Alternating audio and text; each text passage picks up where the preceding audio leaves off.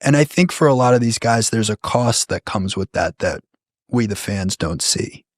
Like, you don't see the cost of having to be the first person at the practice facility every single day and cold plunging for hours afterwards, and the time away from the family and the sacrifices in all these other areas of life. I mean, it is very inspiring when you really get a close-up look at it and you realize just like what a grind it is. Like, it is such a grind. You see the goals and you see the master's jacket, but you don't see the grind and the pain and the injuries and like the time that they're not on camera.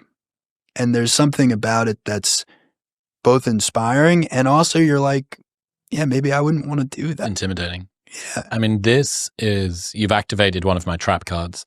And the question of what is the price that people pay to be someone that you admire has been... That's a good question. One of the most compelling ever since I grew out of being an adult infant, and started to be a little bit more of a grown-up, I guess, intellectually.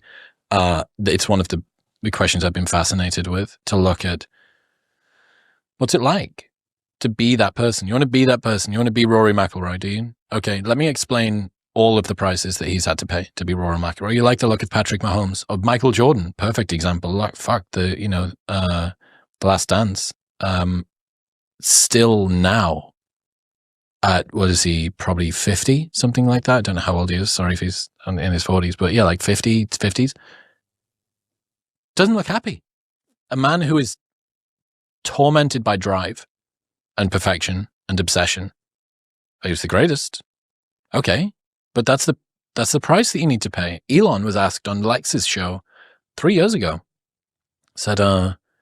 He says something like, "How are you doing?" And he takes a little moment. And he goes, "Most people think they would want to be me. They don't want to be me. They don't know. They don't understand. My mind is a storm." Yeah. He's the richest guy on the planet. Sending rockets to space, building world-changing cars. He's on stage in Japan doing robot dances and shit, fathering 1 million children. He's actually easier to compare to some professional athletes than any other business leader. How so?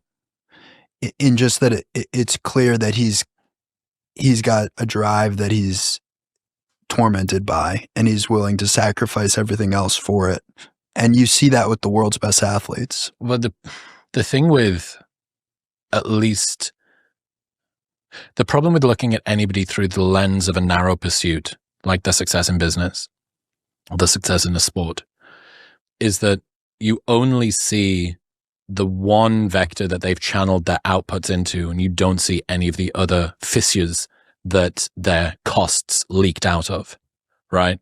Well, what if this guy hasn't had sex with his wife in like 2 years? What if the drugging themselves to go to sleep and stimulating themselves to wake up in the morning? What if their relationship with their father or their mother is just non-existent? What if they hate themselves? What if they can't bear to look at their body in the mirror? All of these things happen, and you go, okay, but they're the greatest, they're the best. Yeah. Would you want that? Is that what you want? Because you don't